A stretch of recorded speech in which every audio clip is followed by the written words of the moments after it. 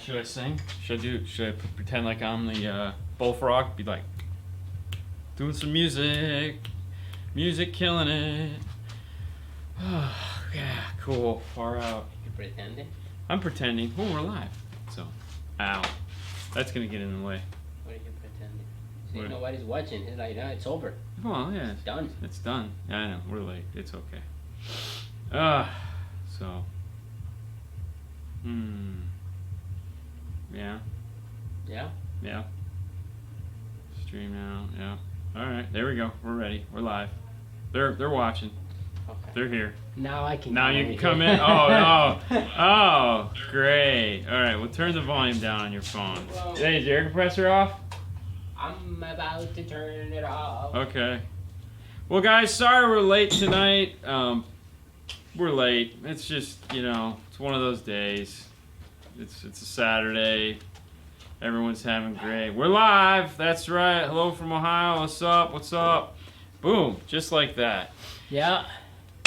So, we were late. We're sorry. We had a car that was down from out of state, and we had to get it done today, and apparently Paul doesn't know how to schedule things. Shocking. It happens. But, couple things. Thanks for being here and for coming late. We totally appreciate it. We just didn't want to leave you guys hanging. And besides, football's over, so, at least the ones that matter are.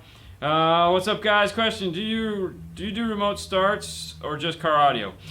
We do about 3 remote starts a year. Mm-hmm. That's about it. Not a big need for those here, and we do about 6 alarms in general. What's up, Matthew? So that's why we don't ever film those, because we really just don't do a lot of them. Some things we need to take care of real quick. One of our viewers, a guy named Bismarck, you know who you are, he sent us a couple t-shirts. He said, Haley, this guy here, Red Hot Chili Peppers. This is a funny thing. She used to call Arnold Schwarzenegger the Red Hot Chili Pepper guy because of the Terminator with the red eyes. So this was funny. Hold that one up. He had these made. These are cool. I don't know why I keep saying by the way. So check that out. Stereo installer because multitasking ninja is an official job title. That's so awesome. And then he also included this little guy right here, a little remote control car for little Sebastian. So thank you, Bismarck, so much for sending.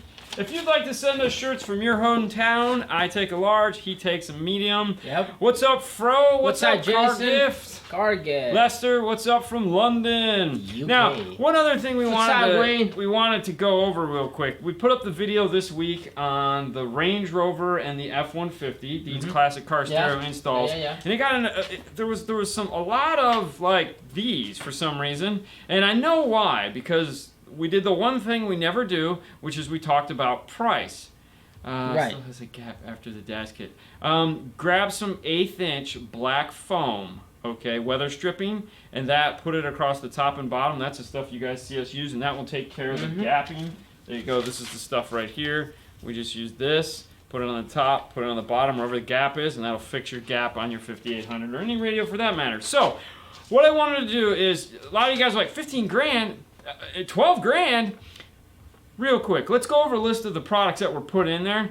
The spelling the second shirt. Okay. Okay. Oh, the spelling on that second shirt. It's a gift, okay? It's a gift. It's all right. I love the quote, cheap labor isn't good, and good labor isn't cheap. That's true. Right, Johnny? That's a good one. So check this out. First things first, let's go over a list of the product that was put in that Range Rover. And this is from memory because I did it a long time ago. First, the amplifier. It's a T2500.1 from Rockford. There's 2 T404s. There's 4 T112s. There's a set of Focal KRX 3s. It's a 3-way set of components up front. It's the older version of those, but it's the 3-way component, set of coaxial K2s in the rear. There's a nav TV interface in there to allow us to put the DVD player that we also installed, as well as 2 custom-made Rosen headrests in the back. Yeah. 3 Vendetta 4s and 2 Vendetta 2s. Now, Justin? Going by current street value on all those products, meaning I just typed those products in, that's $10,540. We charge $12,000 to put it in. So if you do the math real quick, $10,000 in product, $2,000 was the labor and the box charge. As you can see why I was a little pissed, and also why 15 grand would have been the appropriate amount to charge. So he got the full install and the fiberglass box for under $2,000. So for all of you that were giving the thumbs down, I hope you were giving the thumbs down because it was like, man, Dean, we're feeling your pain. That guy got a deal. Okay, I just wanted to go over that real quick. 12K is about right for that system. Yeah. As we just saw, 12K would be great if you were installing it yourself. I love the Rockford logo on the box anytime. Yeah, there you go. Yeah, money. Justin directed in the house. What's up, buddy? What's up, guys from Kentucky? And actually back in Kentucky from instead Arizona. of Cali. That stinks. What's up from Arizona? What's Johnny, up, Johnny? what's up, Johnny? Any more burnt bodies from that? Yeah, that was crazy. That was really kooky. This week was fun. We had two of those little what is that? The SC430. No, that's the SC430. Yeah, SC430. We had two of those this week, and they were both red, and they both had bad Mark Levinson amplifiers in them. But I don't understand why people just won't spend money on those. Hello from Belize. Yeah, but that was funny because these people have the two dead bodies. And they really went through effort to do that because they were like propped up on the perfect size boxes and they were seat belted in. Cool. It was really funny. Yeah. They don't know. Dean, time is money. Time is money. D's nuts in the house. What's up? Dean and Fernando. Hey, John, what's going on? So we were a little late today. Hey, Ram guy, what's up? Dean, what's up, John? What do you think on the Orion? I don't know why I keep saying It's probably because I'm a little bit. What's up, Jaime? Monterrey, Mexico. I haven't looked too much into the new Orion stuff, just because I want to, because I really like that big one. We saw those 2 years ago when we went to spring break. And that was like, wow, that was amazing. But yeah, did a complete system in an SC430. It sucked, honestly. It does suck. But the thing is it's like, no one wants to. We can't get anyways. People, they'll spend like $400 on the interface, which you really don't need. But it's like, just do what we want you to do. But for some reason they don't do it. It's really weird. Plus all the speakers dry rot in that car. It's hilarious. So we're late today because we had, for one, Paul doesn't know how to book a job, and two, we had a customer that came in from Georgia and he could only do it on Saturday, and so we had to work real late, real fast. I'm going to post a picture up on. We didn't take any before and afters, which was totally terrible. We should have, because out of all the, and we didn't film it because we didn't have time. But of all the 911 cars that I really wish I could have shot and filmed, this was the one. I've never seen anyone screw a car up this bad in my life. I like watching your installs. Very clean. Thank you. Thank you. I mean, everything was wrong. You name one part of the install, and I'll tell you what they did wrong. It was terrible. Terrible. It was all JL. It was like C5. Yeah. What are those? What kind of amps are those? Which JL amps are those? The Slash? The silver ones with all the plugs. Yeah. He had 9,000 series Stinger RCAs in this thing, okay? Like $600 in RCAs, okay? And they ran them underneath the back seat, so if anyone sat in the back seat, they'd squish the RCAs. That was nice. $600 RCAs. Are you out of your mind? And I get a thumbs down for telling somebody it's 15 grand. 3 RCAs, $600. But one thing we can take away from this, as far as the 15 grand thing is, don't worry about spending somebody else's money, okay? It's not your wallet, it's their wallet. Let them spend it.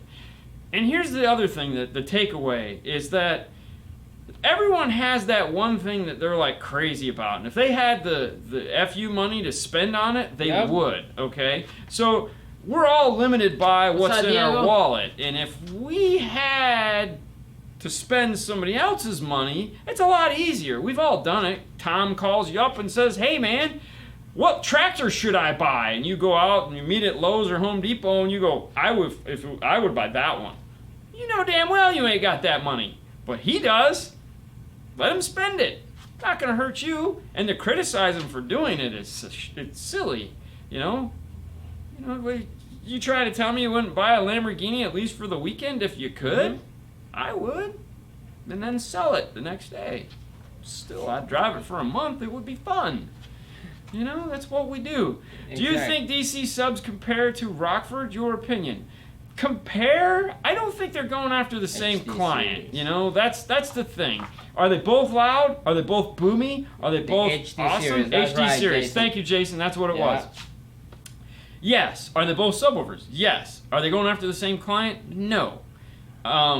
You know, if you were to look at those Rockfords, you'd have to go like the big T guys, and they're way out of price point with those. So, no.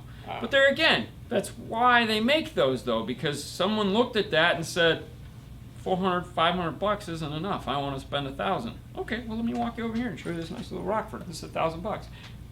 It's his money. Let him do it. It's not going to hurt anyone. Tool time. It would take. All right. Tool and time. It would take is way over 2K. Then add your knowledge. Oh yeah. Then there again. That's why I was done with that place after 21 years. I had enough of it, and to get underbid by your own owner. And that was the other thing that was funny in the when we were. I referred to the owner, and I meant my boss. The owner of the car didn't know that we were buying the coaxials. He thought he was getting components.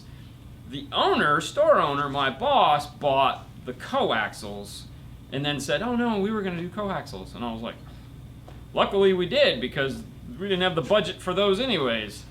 What's up, Chris? What are your thoughts on the JL fix? Honestly, when it comes to JL, I know nothing about it. We don't sell JL. Jason knows. We got to play with it, but yeah, contact Fro's house on here. They know JL. He knows JL. He knows JL. What's up in Korea? How's it going there? Hope the weather's good. Hi guys, I got a 2000 Dodge Durango, and every time I turn off the truck, I hear a loud pop noise from the speakers. I have a JL amp and sub, and a Planet Audio for speakers. Any Okay, so you have a turn off thumb. There's a couple things that can cause turn off thumb in the product, in the install. Sometimes, right off the bat, I'm gonna say sometimes it's the equipment. Sometimes the equipment causes the turn off thumb. It's a JL amp. It's a good amp. The other thing too is it could be the high level to low level adapter that you're using could also cause that. It turning on and then turning on the amplifier. Where do you have the ground? Ground's important. Make sure you have a splendid ground. 2, where do you have it turning on from? Are you using something that creates a remote turn on, or are you using an accessory turn on? Or do you have an aftermarket radio and that's turning it on? Mm-hmm. Turn on and off pop is one of those things that once you've checked the ground, once you've checked the turn on, if it's there, it's there. You really can't get rid of it. However, PAC makes this product called the TR7 or it's TR. Anyways, what it is it's a cool device that you can program to do a bunch of things. And one of those is the delayed turn on or delayed turn off. So you can tell it, listen, once the power goes, keep this circuit on for another 5 seconds. The reason why you do that is so that when it pops off, you're gone. You don't have to worry about it. It's kind of out of sight, out of mind. It's not really fixed. It's a Band-Aid, but it's a nice Band-Aid. Amp is turning off after radio. Yeah, so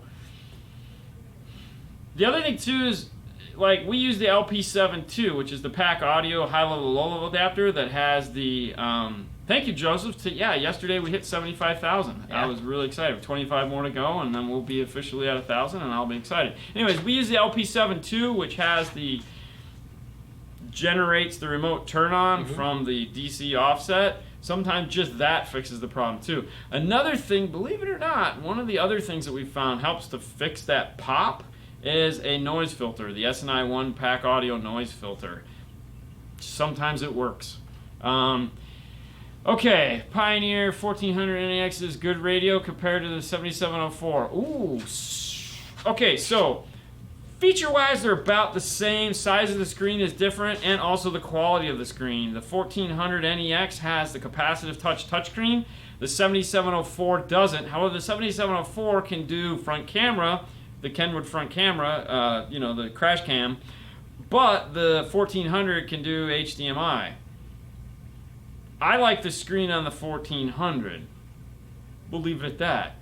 Amp has a slow turn off delay. Okay. Recently I now have turn off screech with my. Ooh. This is a second amp. Any ideas? Oh, screech. Okay, I know what you're talking about. Check. Wow. Okay, disconnect all the speakers from the amplifier and try a different. Just grab a generic speaker and hook it up and see if that speaker does it on that amplifier. You may have a bad amp. There again, ground or a bad RCA or a bad speaker. Anytime there's one of these funky problems, if you haven't kind of played along here, we always start back at 0. You know, it's if it worked now, go back to how it worked and then work your way forward from there and figure out what's causing the issue. It's that's what we do. There's no easy way to do it. AX500 and skip the Pioneer 5000. Okay. Do all speaker polarity checkers use the same audio track, or no? It's all the same audio track. You can actually download the track at D&F Tool Drawer. We have it up there. It's in the tools. It's in the meters section. We have the pop that you can download. You can also use speaker pop from Studio 6. If you have an iDevice, what's it called? And it's funny, I think their track is actually backwards. Some of them are backwards. So don't get too hung up on the red, green, or the green, red. It's called speaker pop. It's just, we've used it by Studio 6, this thing. Oh, grass. Yeah, anyways, there you go. All right. Yeah. Yep. I just installed a Kicker KX 800.1 and I have everything turned where it sounds right. Do you know if the remote takes over the settings that you set on the amp once the remote is connected? Ooh. That is a great question, and no, I don't know that. Although we do have gonna find out, yes. We have that there to find out those answers. So, thank you for asking that. We will find out, and we'll talk about it once we do. Got my stickers in the mail today. Thank you. Cool. Hi guys, I Internal got cap 2000 retaining voltage, yes. Dodge Durango, and everything's turned off. The truck, I hear a loud pop. Okay. That's what we've been talking about. What was that? Oh shoot, that's so hard. What install for tonight? Are you guys going? Oh, what's installed for tonight? Bonfire. Doing a bonfire. You were good. What are you doing? I'm not doing nothing. You're not doing nothing? No. No. We were late, so it screwed everything up. But no, I'm doing bonfire. You want to come to the bonfire? No, thank you. You sure? Yeah, no. All right, fine. I like AC. Okay, it's cool out. What's the benefit of having a sub box sprayed with bed liner versus carpet? Nothing. Some people might say it seals the box, but if you build the box right, then you won't have to worry about sealing it. It will waterproof the box for the most part, which is the reason why we sell those specific ones, is that it's a little bit more rugged than carpet. Carpet tends to do the carpety thing, which is flake off and not look so good after a while. So from that perspective, I'm personally a fan of carpet, but I like putting a Rhino Line box in only because I know I'm not going to ever have to worry about it. All right, so if you're looking for dash kit harness, antenna adapter, and all that stuff, check packaudio.com. Pack-audio.com. Yep, and metraonline.com. Yeah. Yep. Do we build custom boxes? No, we don't. We actually have a company that builds them for us, or we have them built. Yep. We just... It makes a mess that we just don't have used to, don't anymore. Yeah, so we have, this is the install bay. We have the store, like 3 stores down. Yeah. Yeah. It's 2-piece unit. 2-piece unit, yeah. You can kind of see that in some of the install diaries. You'll see me walk out the front door and then walk up the front of the building and then go into, so... Or you'll see Paul walking through the install bay. That's when he's doing his exercise rounds, where he'll just kind of like come through and then go out the back door and then go in that. And yeah, so... does this sound right? Dealership said my aftermarket system is to blame for my battery. Oh yeah, here we go. Okay. Oh no, this is the good one. For my battery, battery dying in my 2007 Rubicon running 2 amplifier JL audio. Yeah, okay, cool. So you can do a parasitic draw test with a meter that's capable of doing that, and you can figure out right away if that's the problem. More than likely, the dealer always says that, and that's 100%. As soon as they see the aftermarket stuff, they're automatically going to go, That's the problem. Do they do any testing? No. They don't do any testing at all. What probably happened is the factory battery had a bad cell and went dead. Yeah. If they're saying that that's what caused it, the simple solution to then would be, okay, put a new battery in, and if it still does it, jump the car, disconnect the stereo, power and ground, or your power, and see if you still have the same problem if you don't have a meter to test for a parasitic draw. The parasitic draw, what it'll do is it'll show you what kind of a load or what kind of a draw you have. If you disconnect your amplifiers and your draw is still there, then you go back to the dealer and you say simply, I did a parasitic draw, I've disconnected my amplifiers, I've removed my stereo from this equation, and I still have this problem. Fix my car, buddy. Yeah. Yeah. All right. I'm watching you in my car tonight. I never see you guys dial in a bass knob. Tucson. What's up? I never see you guys dial on a bass knob. Can you explain the reason of the bass knob and what actually does? What? All right. I've never seen you guys dial in a bass knob. Well, okay, so a bass knob is just a creature convenience at subwoofer volume control. That's all it is. So it's just there for the ability to, I'm listening to classic rock, I need more bass. I'm listening to bass music, I need less bass. Bass boost, you say bass boost. Bass boost is a little different. Bass boost is great if you don't, okay, my mother-in-law is a parasitic draw, right? It's a good call, Fred. Yeah, that's cool. Okay, let me turn this off because they're going to start blowing this thing up. Okay, so bass boost on an amplifier, if you don't, okay, here's the problem. Most radios have an EQ. Now, if you're tuning the EQ and you're tuning it with the subwoofer off, and you're tuning it for sound, when you roll the subwoofer in and you'll be like, oh, wait a minute, my bass is kind of like, Well, then you start playing with that EQ. Well, now it affects all these other speakers. Well, you don't want it to do that. So the bass EQ on the amplifier is helpful in that it gives you that extra EQ feature, or the bass boost, as it were. Allows you to just boost the subwoofer and not affect all the other speakers in the car. Rockford has the punch EQ. The punch EQ is there again, as you can adjust it, and it will bring in. Most amplifiers have it. Not all. Most have some form of an EQ. And each one is a little bit different. Orion used to have the EQ button. It was an on-off switch. It was a 12 dB boost at 45 hertz. Could you imagine? That was the original Mobeto bass button. So, are they helpful? Yes. Do you need to use them? No, you don't. I mean, if everything sounds good, leave it off. However, if everything sounds good and you're like, I wish I had a little bit more bass, I don't want to adjust my EQ here, well then roll up the bass EQ and that will boost just that. You have to be careful with it though, because just like anything else, you can clip the amplifier. So if you're doing, let's say, 10 dBs of gain overlap, you might want to turn it back to 5. Personally, I'm a 5 guy. I like 5. Not the burger place, but ooh, which brings me to another. All right, so you guys always ask, like, what is give me a minute. Keep talking. Go ahead. Gain overlap. Thank you. Okay. Good. Go ahead. You put that in my head. So you guys always ask about gain overlap. Now, the reason why I bring this up is because one of the smartest guys in the room is Tony D'Amore. For those of you guys that don't know who he is, he's the guy that actually invented the SMD DD1. His name is on the bottom. All those tools, those are his. He also has, what's the name of his subwoofer box that he makes? Really? Good call. Good call. The box. Yeah. The nice box. Yeah. The nice box. Ooh, I like that. Yeah. Anyways, he makes a really kick butt Bluetooth box.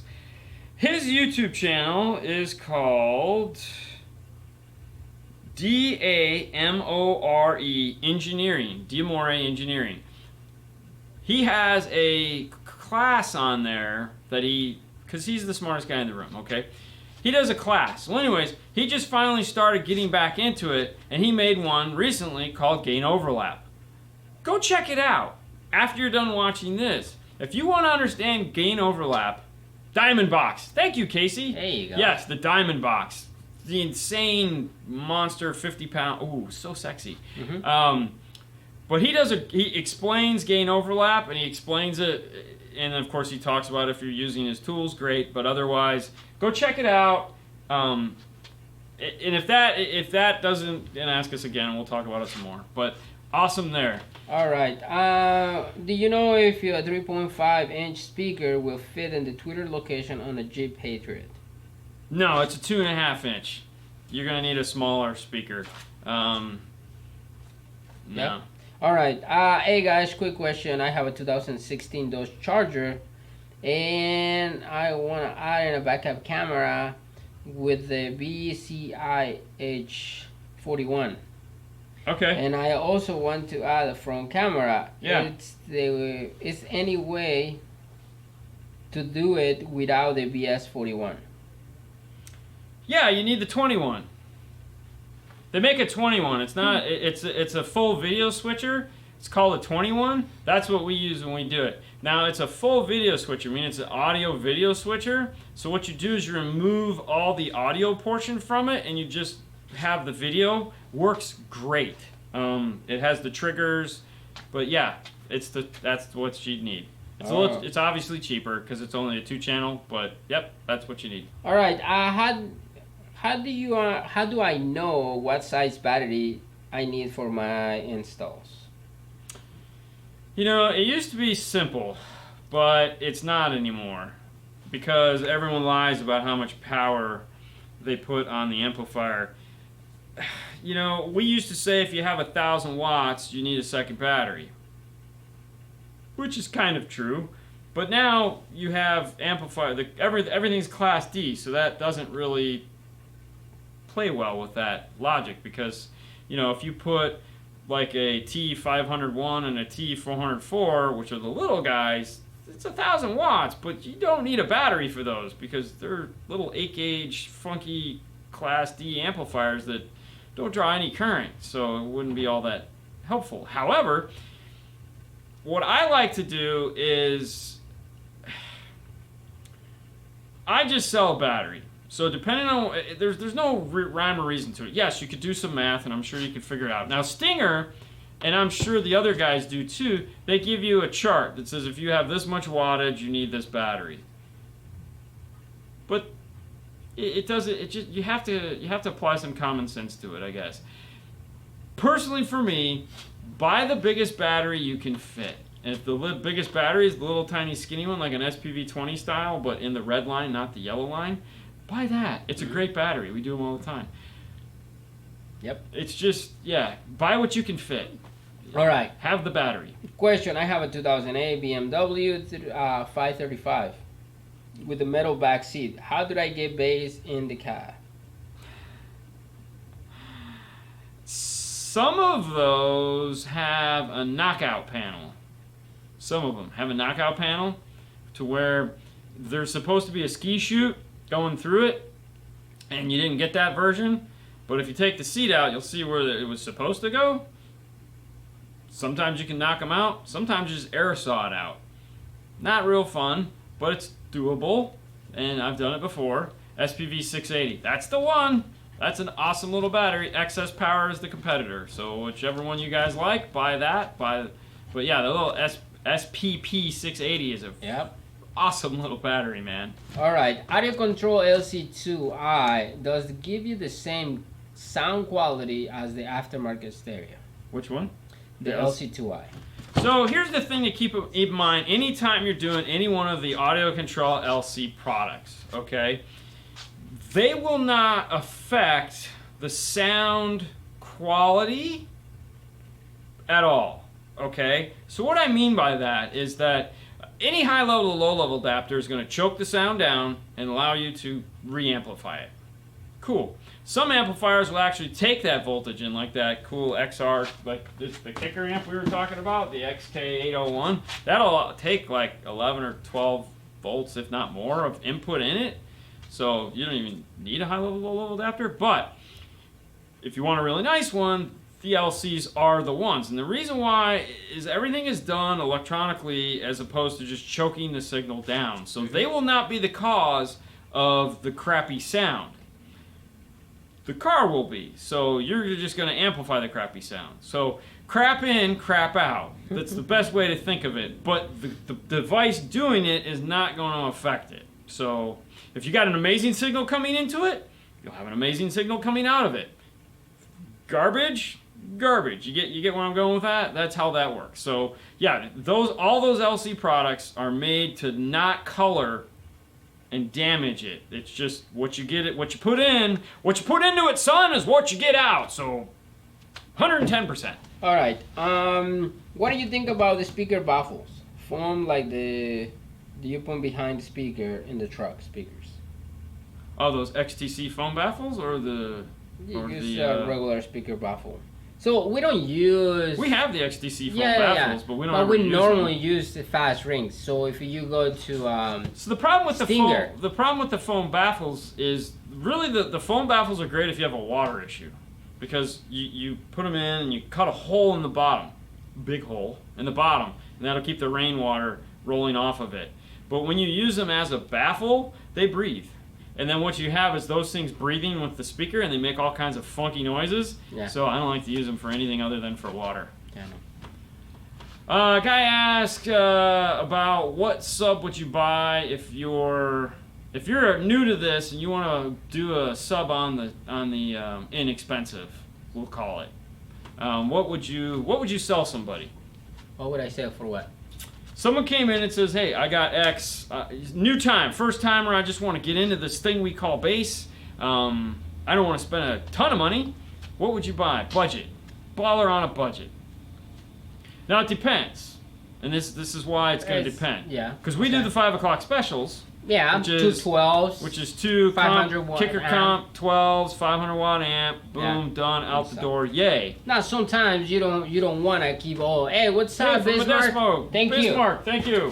We talked about your stuff. Thank you, buddy. Yeah. So sometimes people don't want to take all the space in the trunk. What do?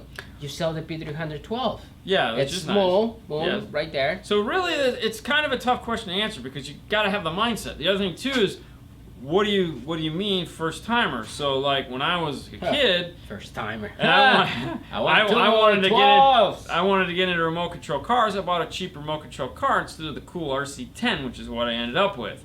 So are you trying to get into the cool kids club just on the cheap? Meaning, you want to go with something like Scar or Sundown or one of those type where you want that big magnet, and you want to do that cheap, in which case Scar would be a great brand to go with.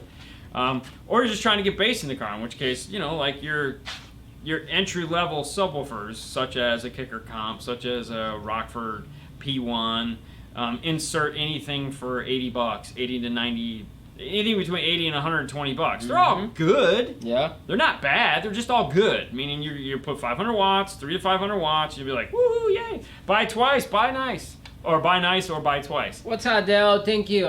First time X-Men, those are words to live by. And thankfully for car audio, it has taught me that lesson. And I always tell these kids, I say, listen, man, buy it once, buy it right, and they just look at you like you're an idiot. So, cool, man. All right. That's how we make our money. All right, so I have a 2010 Chevy Silverado, the Z71. Yes. There is so many radios out there. Do I need to swap out those Bose speakers when I'm getting a better radio? So he's got a Bose radio? He got the Bose system. Okay. All right. So you got a Chevy, you got a Bose system. We want to put in a new radio. Mm-hmm. Go ahead and do it. So here's the thing. You're going to buy some form of integration. So you're going to buy like a PAC module. You're going to buy an iData module. If you're hating yourself, you're going to get that other company's module, and then you're going to go out and buy the other two that you should have bought one of those in the first place. But anyways, So you got your smart module. What you're doing is you're interfacing with that Bose amplifier. Yeah. So you got a new source unit, okay?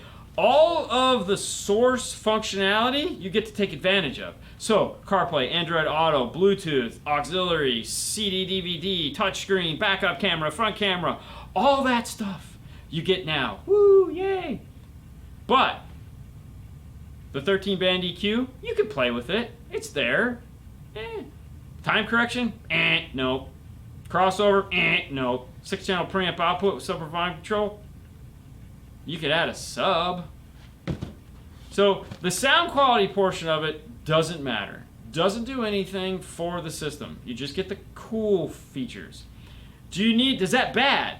No, it's not bad at all. It's actually cool. There's nothing wrong with it. We do it all the time. Guy comes in, he wants to update his older truck or car or whatever. Yeah, cool. You get all the cool new features. Most people like the way it sounds. You know, they're like, I love my Bose. And you go, okay.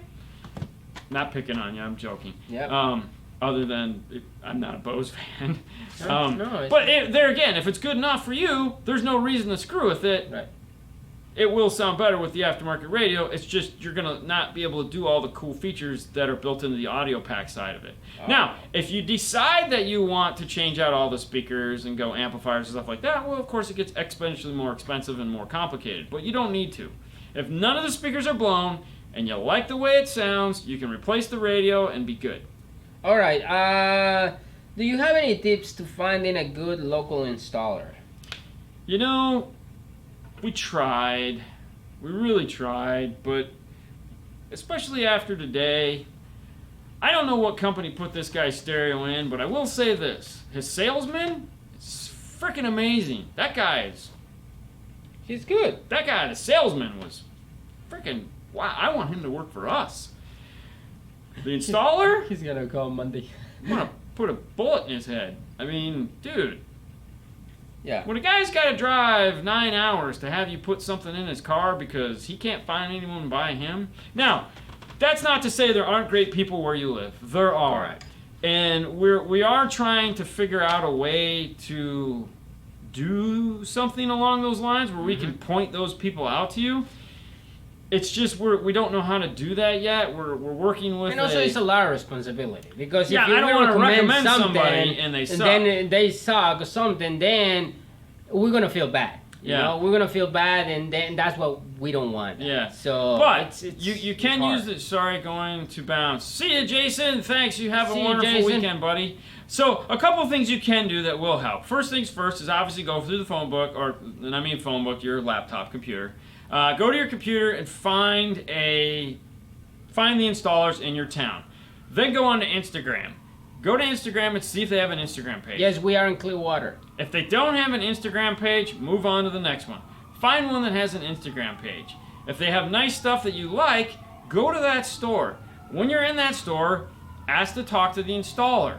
Okay? Key, ask to talk to the installer. Don't just talk to him, ask to talk to him. Go, hey, once you're talking with the sales guy, hey, is that alright if I talk to the installer? Find out if that installer has an Instagram page of his own where he posts his jobs. Most installers that really love doing this will post pictures of the stuff they do on their private Instagram page. Go look at that, okay? You have to, unfortunately, do all this fun and exciting research to see if these guys are good or not. But somebody that posts their pictures of their work that they're proud of will post them on Instagram, and that's where you're going to find the guys that really care about doing this. I noticed you guys use fast ring kits. Have you ever tried boom mats? They make one now? I didn't know that. No. What's the difference between a Rockford DSR and a 363? The DSR is a scaled down, much easier to use, totally updated version of a 363. A 363 is an antiquated DSP EQ that really isn't relevant anymore in today's society, but they still make it, you can still buy it. There is one thing that the 363 does, but if you're buying it for that, you should be buying something else, is it will do summing. And by summing, I mean if you have a tweeter and you have a mid-range, you need to be able to bring those two together so that you can make channel 1 and channel 2. The 363 will do that. The DSR-1 will not. The DSR-1 has no summing capability whatsoever. It was designed, first and foremost, to be an integration piece for iData to plug in their Maestro AR cables to so that you could then take it and put it into, like, a GM or a Ford or a Dodge or a Toyota that has a premium sound system. Just like the video we did this week with the AM or the Amp Pro GM 61. Yep. iData doesn't have theirs yet, but Rockford didn't want to stop there. They also offer high-level input and line-level input, but there's only 4 of them, front and rear. If your criteria matches any one of those 3, get a DSR-1, and you'll be happy. And you can download the app right now for your iPad. It's over Bluetooth, and it's fully functional. It's pretty awesome. I have a Rockford T404 connect to some T2 components. 2 pairs. One, I DD1 it. Yeah, with the DD1. Yeah. And turn back the gains. The stereo EQ is flat, except for the bass is turned down. Okay. But I'm still blowing the tweeters. I need some help. It might just be too much power. I mean, at the end of the day, you just might have too much power for the tweeter. I mean, it happens. It just might not be a big enough tweeter. Component. It's a T2 component. You're blowing the tweeter? Component. Dude, there's something wrong. Well, okay. Wrong. In the T2 components, you know they have -3. Yeah, where do you have that? Where do plus you have 3, that? -3, or plus 2, -2. Where do you have that? It should be set on negative. Whatever the negative is, put it on the negative. Put it in the negative. I like the. There's a comment up here that pertains kind of to every shop I walk into. I put blinders on. What I buy from here. Now that's a great statement, and that's a battle that I fight with Paul every day because our showroom is packed the way Paul likes it. Put it at 0. Don't put it at +2. Put it in 0. Put it at negative. If you're blowing them, you need it at negative. We run them all at negative. Every tweeter we put in, it's at -2, -3. Okay, they never go anything above that because you don't need it. Tweeter, we won't get into that. Talk to Andy. Andy at Audio Frog is really good. Yeah, he'll tell you all about how much power you need for a tweeter. Anyways, so when you walk into our showroom, it's cluttered, and it's Paul likes things around him. It's like, ugh. Here we're cluttered because we got a lot of stuff and we don't have a lot of space. There he likes a lot of stuff and he just keeps packing it in. We'll take it out and he'll put it back in. I guess the thing is don't let that be the takeaway. Talk to the people. Get to interact with them. Whether you buy for them or not, solely judging on the appearance of the location, you know, if you walked in here and didn't know who we were, you might feel that same way too. You know, we have, I mean, my workbench isn't exactly, you know, it's had 1 million holes drilled into it. It's not a shiny fab kitchen like Mark's. You know, we do stuff here. We build stuff here. Do we sweep the floor every day? Yeah. Do we clean up after ourselves? Yeah. Do we have places for our tools? Yeah. But there again, we also have a lot of stuff. You know, I got 8,000 peanut jars over on the counter over there that we keep screws in, and we got stuff everywhere. But it's organized stuff. That's the difference. So, you know, a friend of mine once told me when I was looking for a babysitter for Haley for daycare, he goes, "Dude, slow it down, man. You're not gonna find a sterile environment to put your kid in. You want the place that looks like they actually are working and care about your kid and they're having fun." And he was right. I found the perfect place for Haley. And they had a beautiful. I mean, it was a mess. Yeah. But that's because there was 5 kids there, and they were having fun. Yeah. And he ended up taking his kid there, so everyone's kid ended up going there. It was great. So yeah, or don't confuse mess and organization. Thank you, Bismarck. You have to be real careful. All right. Fab Kitchen. So 5 channel versus PDX V9 on sound quality. Ooh,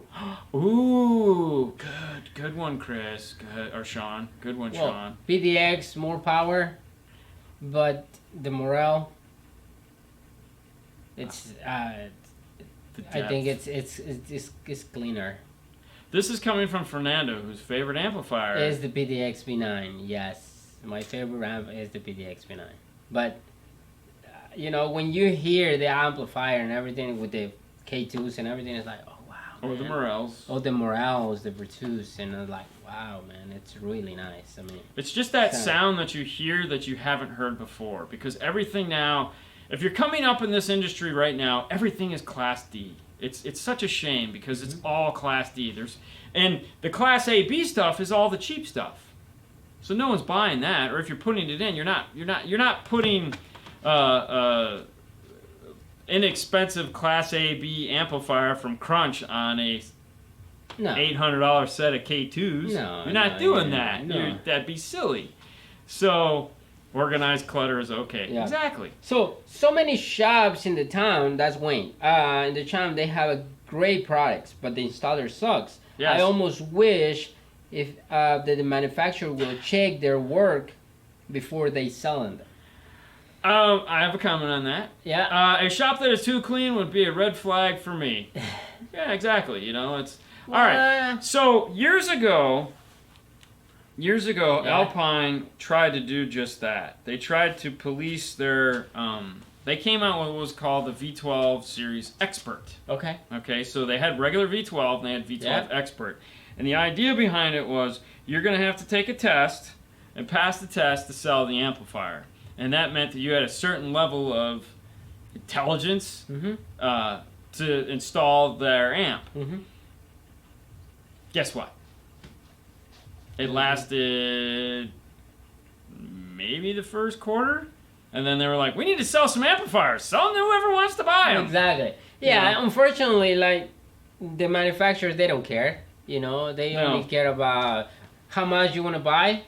That's it. I don't know who we were talking to, but it was the conversation the manufacturers had with us on one occasion was, I have the Kicker ZX100. Will the Kicker restore it for me? They can repair classic amplifiers. If you saw the video we did, you noticed that the guy, I can't remember his name, Bill or whatever, it's Bill, John, or Mike. Pete. It was Pete. If you notice, Pete was working on a classic Kicker amplifier on the desk. So yes, they can repair old stuff as long as they repair it. If the board is not burnt, the product is. Like if the components are dead, they can replace it. If the board is burnt, no one can fix that. What were we talking about? We're going somewhere, and then squirrel. So yeah, exactly. Oh well. I don't know. I remember the V12. I remember the V12. V12. So failure. The last. Yeah. So they start just selling to everybody. I still have the two 500s in my closet at home. Wow. Because I had in my Dodge Ram, I had Image Dynamic gave me for some strange reason. Oh, we were the retailer, their biggest retailer, in Florida. Oh, wow. They gave me a 12 and a set of the horns, component horns. So I had to buy amps. So I bought two 500 2-channel Class A B Alpine amplifiers to power everything. Okay. So, somebody say if you can replace the radio on the 2018 Dodge Charger. if there is a replacement kit for it, that's going to be Metra, MetraOnline.com. Mm-hmm. I don't know. Metra. But I mean, you don't have to replace it. You can throw something like a DSP, 2 amplifiers, 5-channel amp. Well, it depends though. If it's got the crappy screen in it, then I can see why. That has the 8.4. Dude, so many of those Alpines. I don't even know if I have the backs for them though, because we put them in Sue's car upside down in her Plexi. I think I have the backs. Mm-hmm. I have to check. I have a 4-channel too. That's the next season, a series up. I don't even know if they still work. They're buried in a closet. Go home and enjoy your weekend. Perfect. Yeah. Thank you guys. Thank you. Let's see. Good to see you guys. The family is calling. So, okay, Rim. No problem, man. Hey, which brings us to another thing. If you guys want to enjoy what it's like to be other than this, meaning a day in the life of Dean outside of this, go ahead and check out The Boring Life of Dean and Haley. That's another show that we do on YouTube. It usually comes out once a week. I don't know what day because it's whatever day I'm not editing for this place. I edit that, Haley and I. You get to see us in our many adventures of the life of what it's like to be a dad with a teenage daughter that's going to college and just all the silly nonsense that goes along with it. It's fun. Check EchoMaster. Sucks. Okay. Check EchoMaster.com. They have that's what we use. EchoMaster has about 300 cameras on there. If Yeah. you can't find one from them, you're not trying hard enough. I have a 1507 V12. Sounds amazing. Wow. Okay, is the same series as that one. Yeah, the 1507. God, that was an awesome amplifier. Ooh. Yeah. It's the 505s from that same generation. Yeah. No, it would have been a 507. I think I have the 505s because there was a 1505. I think the 1507 came out afterwards. So, boring. Haha. No. Y'all the best. Thank you, Timmy. Good morning, guys. Good But morning. it was, yeah, good morning, good night. Love the show. Big Sexy. They have tons of videos on how to do it. We do have tons of videos. So, I'm gonna go. Haley. And Oh, hey, what's up, Haley? Sorry for getting snippy with you. We were really trying to finish a car so that we could get to this and so that we could get to the little bonfire tonight. So, I'm sorry. Love you, though. Yay. Lots of fun there. What did we miss? Did we miss anything? Oh, we got the screws in. Battery screws came in. Okay, cool. Yeah. So, let me see. What does it mean by double DIN? Hey, from Western Australia, components or coaxials? If you got a place for a tweeter, go components. Do you need an amplifier for components? Was a question someone asked earlier. Let me get to that in a second. Remember that one. Okay. What does it mean by double DIN? DIN is just a basic generic term used as a standard size of something. So a DIN mount would be the accepted. So like a DIN plug is a plug that is like this could be considered a DIN plug because it's not. They're actually things that were called DIN plugs. But a size, so it's a standard size. So a DIN radio is 2.5 by 7, something like that. 2 by 7. See you guys. 2 inches by 7 inches is more like 2.25 by 7.25. Anyways, that's a DIN size. So a double DIN is twice that. That's why we call it a double DIN in the car audio world. But it's just the DIN is describing the standard size. A DD1 is too expensive. All right, fine.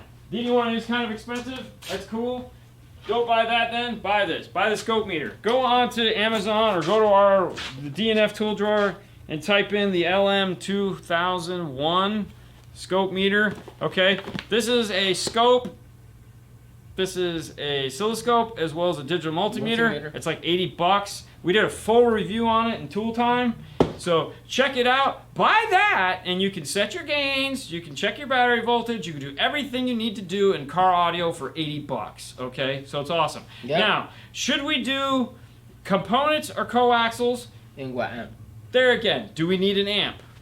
So, yes and no. Do you need an amp? Depends on the components. So, if you buy a component and they have these giant passive crossovers on them, big, giant, yes, you need an amp. If you buy a set of components and they just have a bass blocker for the tweeter, no, you don't. How do you know the difference? Well, you gotta kind of open it up. The cheaper ones, that sub 150, $76. There you go.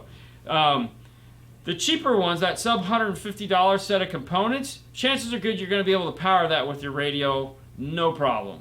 That 250, 300, 400, no, you're going to need an amplifier. So, now, which would I do? Components or coaxials? I like the components if we already have a location for the tweeter. So if we have a spot for the tweeter, we have a mid-range, by all means, do a component. Why wouldn't you? Yep. Now, if you're going for loud, straight up loud, like I'm not imaging, I just want this. Okay, then do coaxials with another tweeter. Get you 4 tweeters up front. Yeah, you see where I'm going with that? That's what we used to do. When the guy would come in and be like, dude, I want this stupid. I can do stupid. We do like a set of T2 tweeters up in the dash, a set of T1 coaxials in the door. Woo! Yeah, run, run. Like Haley and I were, that. if you guys didn't hear, somebody just was trying to rev up their go-kart out there. Yeah. And Haley goes, ooh, as a girl, that gets me so excited. Is that supposed to get me excited, Dad? I'm like, no, it's not. Components all the way, yeah. Yeah. Awesome, definitely. thanks. Yeah, go ahead. the Alpine is really good for the money. I don't know, for me, like it's good. The speakers or the amps? No, the amp. So the question is on the Morel 4 channel, is that any good? Yeah, the Morel 4 channel is the 5 channel minus the sub. Yeah, correct. It's the same Still, amp. It's same. the same amp. It's freaking Minus awesome. the subwoofer. Yeah, it's the same amp minus the subwoofer part of it. Yeah. One of the best RCA cables out there.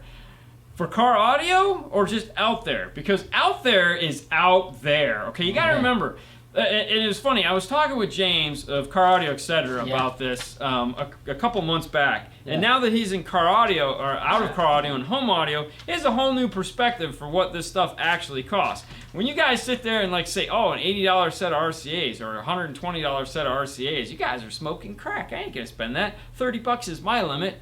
Well, guess what? Home audio. Yeah, you're not. You're getting garbage for that. Like you're not getting a decent set of RCA's for $100. So you don't. So You know. So the 9000 series. 9000 series is awesome. You know, if you're looking for like, wow, you know, that's amazing. 4 tweeters. Yeah, huh. Right. So if you're looking for like, oh my gosh, yeah, the 9000 series by Stinger is an amazing product. Amazing product. Tons of noise cancellation. Awesome wire. Just they spared no expense to come out with an automotive grade, really kick butt cable. However, thumb through the home audio section every now and then you'll go, huh? Whoa! Because here's the thing: amplifiers. you're not buying a home audio amp. You know, you're buying a home audio amp that's going to cost you 25 grand.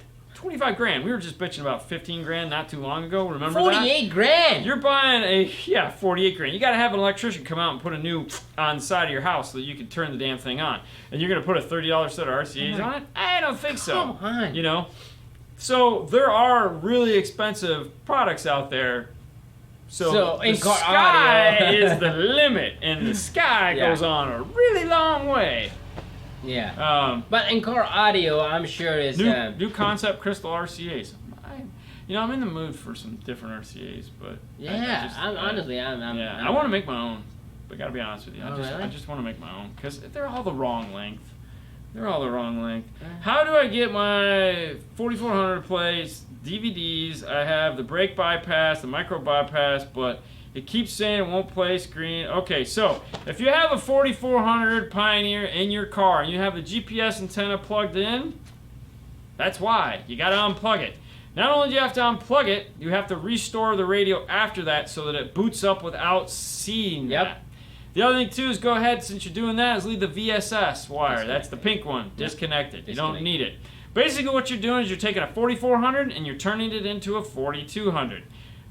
What are the problems with doing that? Well, CarPlay isn't going to be as accurate, and Android Auto aren't going to be as accurate anymore because you're taking that GPS antenna out. Now, if you have your phone set up in the cup holder where it's seeing the sky and it's out and it's awesome, then cool, you'll be okay. Yeah. That's just what a 4200 and everyone else did. Mm-hmm. But because it's wireless CarPlay, then you have it in your pocket. It's going to have a really hard time getting a good GPS signal. So that's only for GPS. Everything else works flawlessly. It's just for GPS. All right, question. I have a 2008 Camry XLA with the JBL, and it seems like I need to replace 2 rear speakers. Can you just remove and replace with the JBL speakers? No, because this 2 ohm. Unless well, you go to the it's dealer. a 2008, so you might be okay, but those might be the subwoofers. So those factory, okay.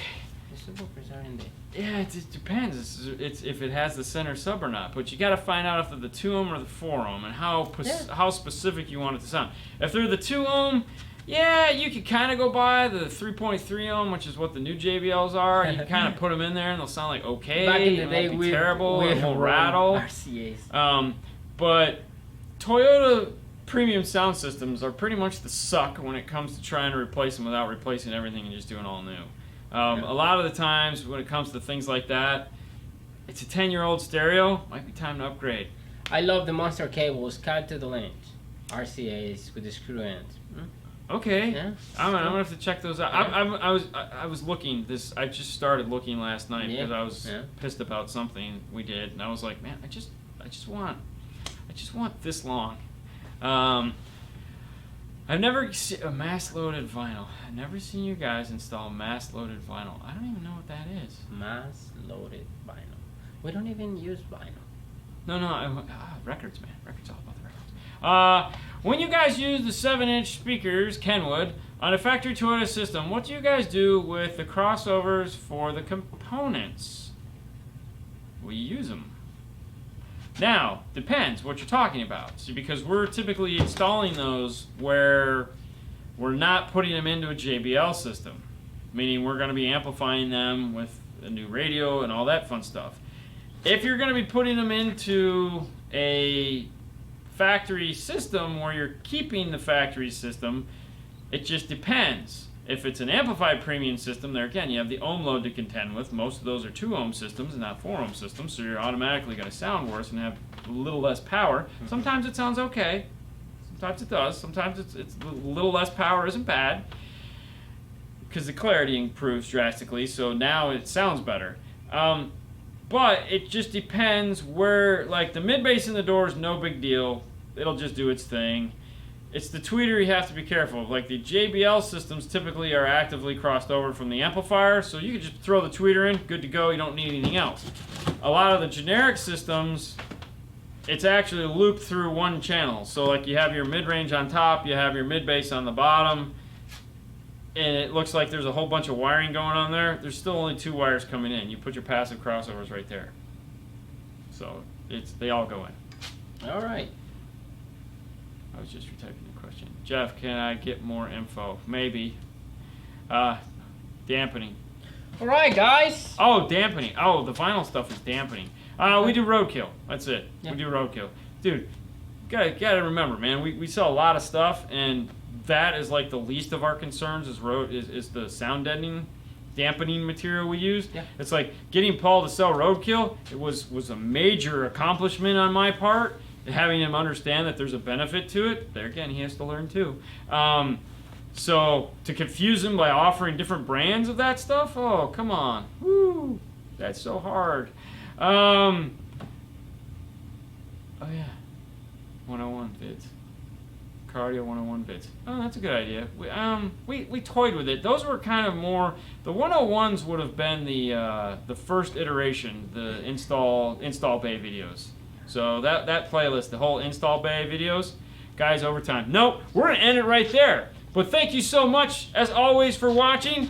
We hope you guys had a wonderful time. Thank you for coming late and enjoying the show and hanging out with us and doing all the fun stuff that we do at Car Audio Talk, the YouTube live version.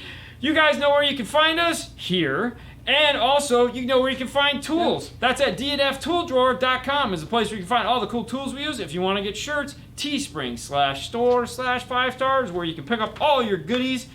Make sure you tell your friends so you get a cool 5-star t-shirt for Christmas. Wouldn't that be a wonderful stocking stuffer? Hey, honey, go to teespring.com/store/5star and pick me up that cool addiction t-shirt. It looks so neat. I want to be cool like those guys. We don't even have them because I got to order them.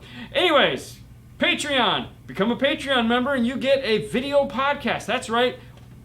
Twice a month-ish, you get a video that no one else gets unless you're a Patreon member.